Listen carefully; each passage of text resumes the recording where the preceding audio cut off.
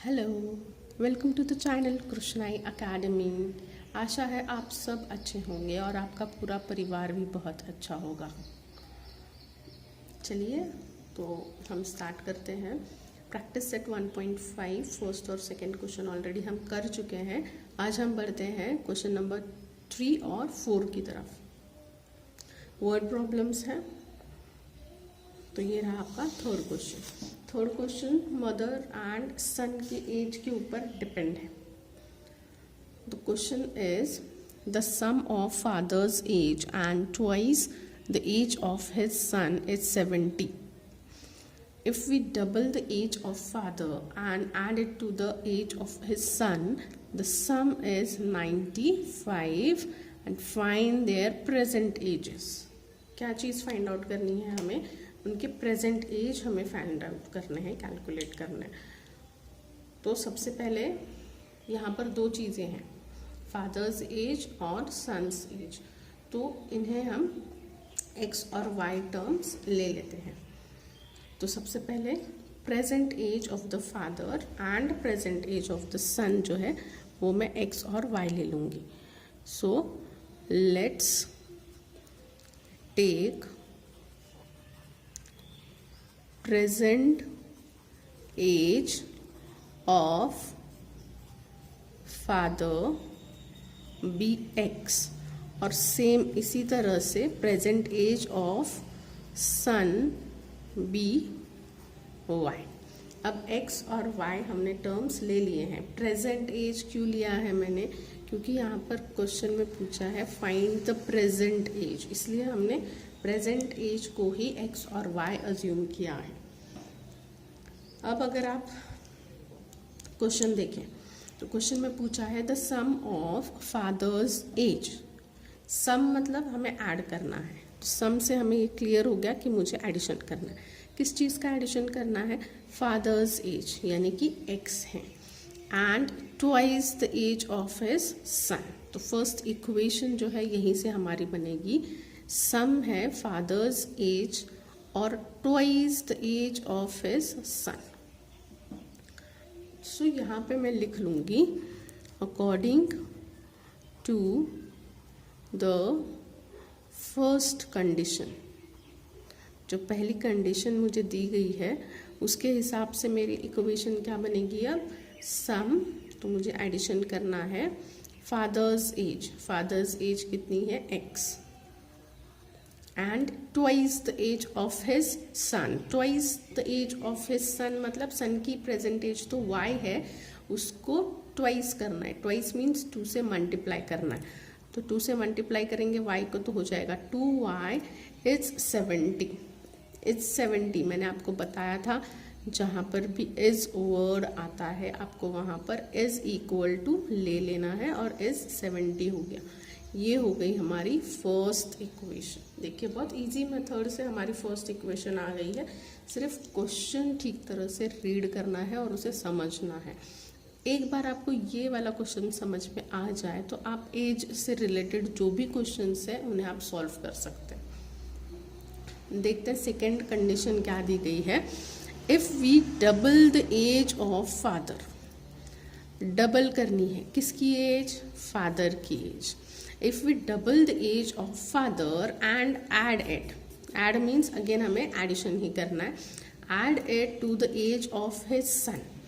सन की एज से ऐड करना है तो सम कितना आता है? 95। तो यहाँ पर अगेन मैं लिखती हूँ according to the second condition. अब सेकेंड कंडीशन क्या दी गई है? मुझे अगेन एडिशन करना है। If we double the age of father, अब मुझे किसकी एज डबल करनी है? फादर की, जो कि है x। x को मैं 2 से मल्टीप्लाई कर दूंगी तो मुझे मिल जाएगा 2x। एडिशन करना है and add it to the age of his son. Son की जो एज है, सन की एज क्या है? y। इसमें अगर मैं ऐड कर देती हूँ देन द सम इज 95। तो सम कितना आता है? 95। ये हो गई हमारी सेकेंड इक्वेशन। देखिए बहुत इजी मेथड से 2 इक्वेशंस आ गई है और एक बार आपकी 2 इक्वेशंस आ जाए तो आपको पता है कि उन्हें कैसे सॉल्व करना है। तो लेट्स सी, अगर मैं दोनों इक्वेशन को कंपेयर करूंगी तो यहाँ पर x है और यहाँ पर 2x है, यहाँ पर 2y है और यहाँ पर y है। तो मैं फर्स्ट इक्वेशन को 2 से मल्टीप्लाई कर देती हूँ। Multiply first equation by 2। अगर मैं 2 से फर्स्ट इक्वेशन को मल्टीप्लाई करती हूँ तो देखिए ये फर्स्ट इक्वेशन है, इसे 2 से मल्टीप्लाई करना है तो हो जाएगा 2x प्लस 2 2 ज़ा 4 y is equal to 2 into 70 करेंगे तो हो जाएगा 140। अब ये मेरे पास आ गई थर्ड इक्वेशन। अब मुझे सेकेंड और थर्ड इक्वेशन को ऐड करना है या माइनस करना है। 2x सेम है तो मैं सबट्रैक्ट करूँगी। नाउ सबट्रैक्ट इक्वेशंस 3 and 2 और 2 and 3। तो सेकेंड इक्वेशन और थर्ड इक्वेशन को मुझे क्या करना है, माइनस करना है, सबट्रैक्ट करना है। तो पहले मैं थर्ड इक्वेशन लिख लेती हूँ। थर्ड इक्वेशन हम लोग लिख लेते हैं 2x plus 4y is equal to 140 और सेकेंड इक्वेशन है मेरी 2x plus y is equal to 95। यहाँ पर मुझे दोनों इक्वेशंस को सबट्रैक्ट करना है तो सारे साइंस मुझे चेंज करने पड़ेंगे। प्लस है तो माइनस और माइनस है तो प्लस, सारे साइन चेंज हो गए हैं। तो प्लस 2x और माइनस 2x ये दोनों टर्म्स कैंसिल हो जाएंगे। 4y माइनस y मेरे पास आ जाएगा 3y, ग्रेटर नंबर पॉजिटिव की साइन यहाँ पर लगेगी और 140 माइनस 95 करेंगे तो मेरे पास आ जाएगा 45। सो y इज इक्वल टू 45/3। अब मैं डिवाइड करूँगी तो मुझे y मिलेगा 15। बट व्हाट, फादर्स एज हमने लिया था x years और सन्स एज मैंने लिया था y years, तो मुझे यहाँ पर y 15 years मिला है, मतलब सन की एज हमारी आ गई है। अब मुझे सिर्फ फादर की एज कैलकुलेट करनी है। तो इसे मैं पुट कर सकती हूँ इक्वेशन 1 या इक्वेशन 2 में। तो हम लोग इसे पुट करते हैं फर्स्ट इक्वेशन में। सो मैं यहाँ पे लिख देती हूँ पुट इन इक्वेशन 1। इक्वेशन 1 में अगर मैं इसे सब्सटीट्यूट करती हूँ तो पहले मैं इक्वेशन लिख देती हूँ x plus 2y is equal to 70। x रहेगा प्लस 2 इंटू y की वैल्यू यहाँ पर डालेंगे 15 इज इक्वल्स टू 70। तो x प्लस 15 इंटू 2 करेंगे तो 30 आ जाएगा और ये होगा इज इक्वल टू 70। अब x इज इक्वल टू 70 और पॉजिटिव 30 इस साइड जाएगा तो वो हो जाएगा -30। अब अगर मैं सबट्रैक्ट करती हूँ तो मुझे मिलेगा 40 years। Unit is most important thing, हमें यूनिट लिखना है बिना भूले। हर क्वेश्चन का यूनिट अलग होगा। और यहाँ पर एट लास्ट आप लिख सकते हैं therefore the son's age is equals to 15 years and the age of the son father is 40 years। Present age of the son is 15 years and present age of the father is 40 years। तो इस तरह से बहुत ही आसानी से आप solve कर सकते हैं। कल मैंने आपको बताया था लास्ट वीडियो में कि इन दोनों को जो आंसर्स हमारे आए हैं उन्हें क्रॉस चेक कैसे करना है, हमें कैसे पता चलेगा कि हमारा आंसर करेक्ट है या रॉन्ग है। तो सिंपली ये जो वैल्यूज़ आई है, जो आंसर्स आए हैं, आप दोनों में से किसी भी इक्वेशन में डाल के देख सकते हैं कि करेक्ट आता है या नहीं। यहाँ पर जस्ट मैं आपको दिखा देती हूँ कैसे। फर्स्ट इक्वेशन है हमारी x plus 2y is equal to 70। तो x की वैल्यू मेरे पास है 40 प्लस 2, y की वैल्यू हमारे पास आई है 15। तो इसे अगर मैं सॉल्व करती हूँ 15 2 ज़ा 30 और इन दोनों को मैं अगर ऐड करूँगी तो मुझे 70 मिलेगा। मतलब लेफ्ट हैंड और राइट हैंड साइड दोनों भी क्या आए हैं, 70 आए हैं। इसका मतलब हमने जो सॉल्व किया है क्वेश्चन वो करेक्ट है। तो इस तरह आप भी चेक कर सकते हैं जो आंसर आता है आपको वो करेक्ट है या नहीं। तो ये थर्ड क्वेश्चन हमारे यहाँ पे ख़त्म होता है। बढ़ते हैं हमारे फोर्थ क्वेश्चन की तरफ। ये रहा आपका फोर्थ क्वेश्चन। फोर्थ क्वेश्चन थोड़ा अलग है, न्यूमरेटर और डिनोमिनेटर के ऊपर डिपेंड करता है फोर्थ क्वेश्चन। अगर देखेंगे आप तो क्वेश्चन हमें दिया गया है, the denominator of a fraction is 4 more than twice its numerator. Denominator becomes 12 times the numerator if both the numerator and the denominator are reduced by 6. Find the fraction.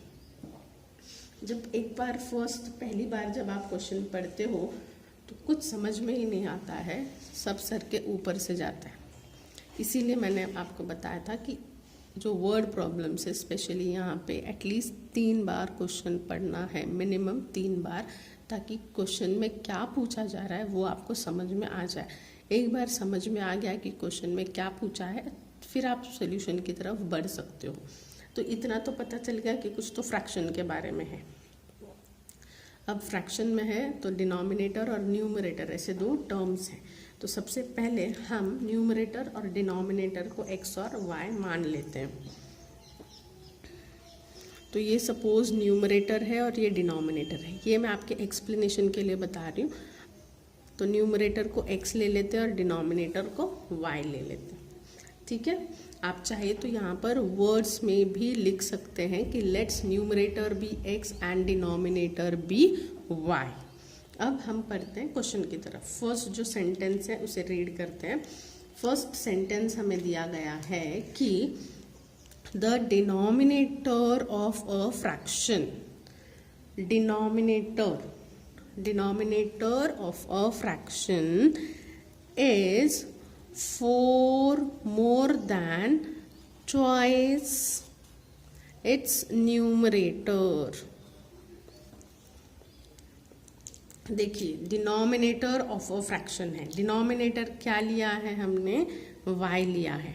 तो y denominator of a fraction is जहाँ पर आ जाता है is equal to लगाना है 4 मोर, 4 यानी कि 4 और मोर मतलब plus, then twice its numerator. Twice means 2 times, 2 times किसके हैं, न्यूमरेटर के हैं। न्यूमरेटर मेरा क्या है, x है, यानी कि 2 into x 2x। ये हो गई आपकी फर्स्ट इक्वेशन।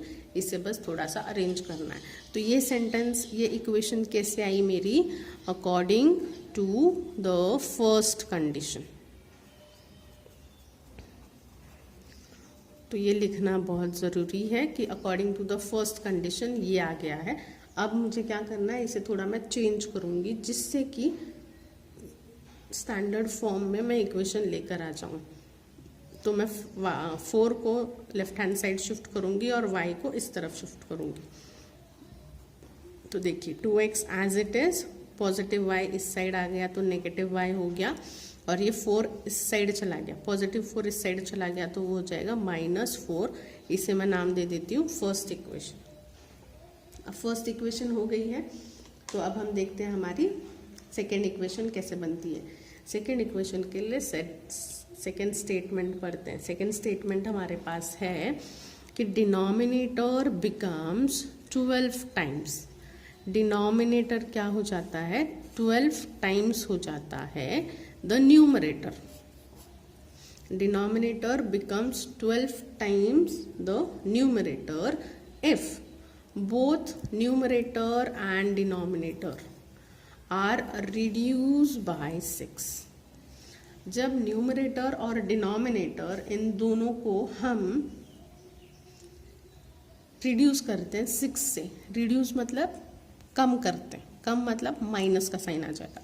तो न्यूमरेटर और डिनोमिनेटर को जब मैं 6 से कम कर दूंगी, यानी कि 6 उनसे माइनस कर दूंगी, तब क्या होएगा, denominator will become 12 times the numerator। denominator will become 12 times the numerator। तो सबसे पहले मैं यहाँ पे लिख देती हूँ कि according to the second condition, second condition से क्या होता है कि denominator becomes 12 times the numerator. तो मैं यहाँ पे इक्वेशन फॉर्म करने की बजाय ऐसे पहले हम लोग लिख देते हैं कि डिनोमिनेटर जो है वो इज इक्वल टू क्या बन जाता है 12 टाइम्स द न्यूमरेटर। ठीक है, ये हमारी समझ के लिए है। लेकिन ये कब होता है, ये कंडीशन कब आती है, जब न्यूमरेटर और डिनोमिनेटर दोनों को हम 6 से कम करते हैं।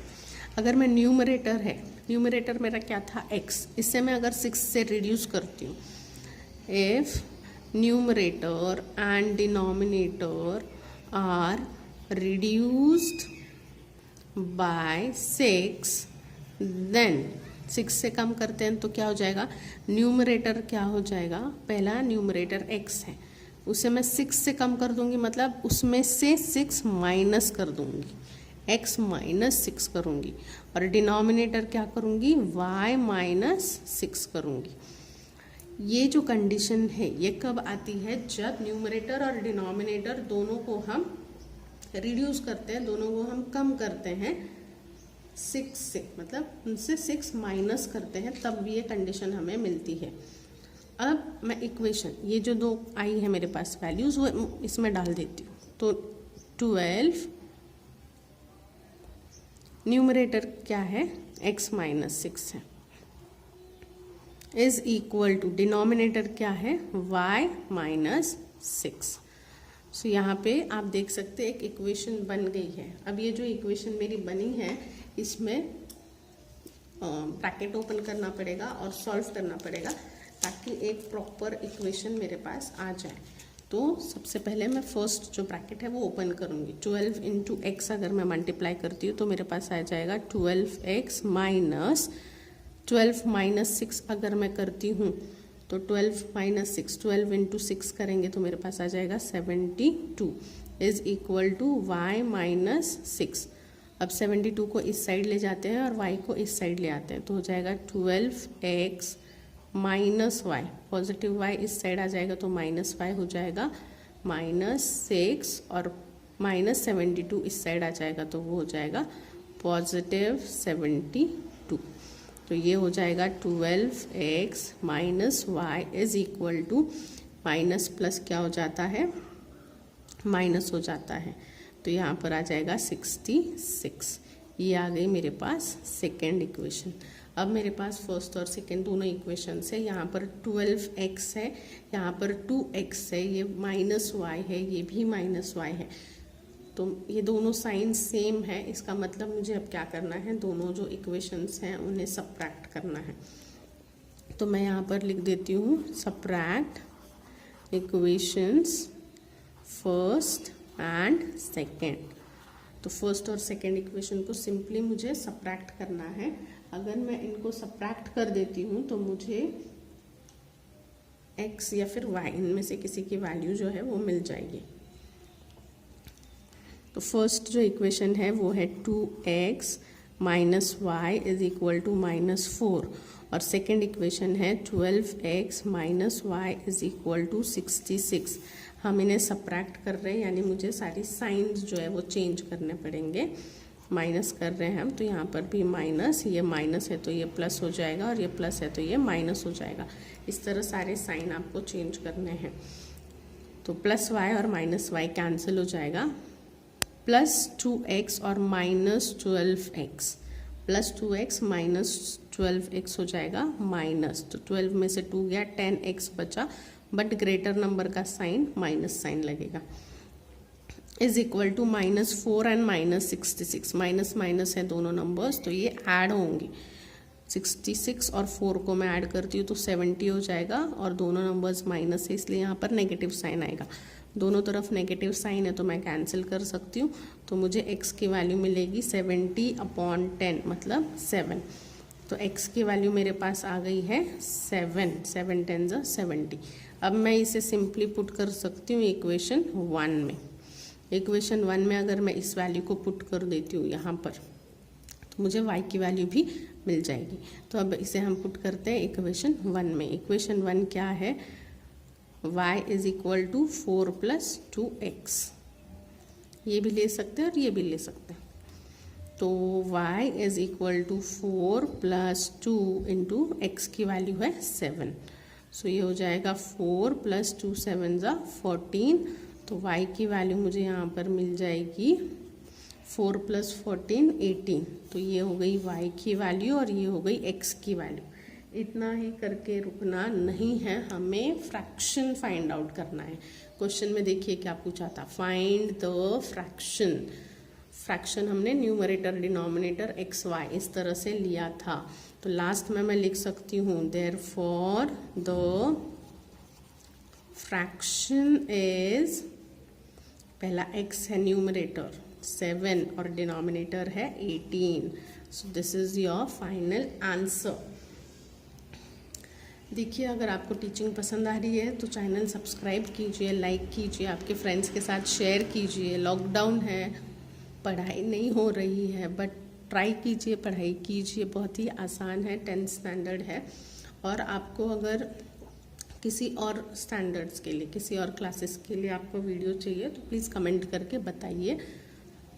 Thank you for watching and bye. Stay healthy, stay home.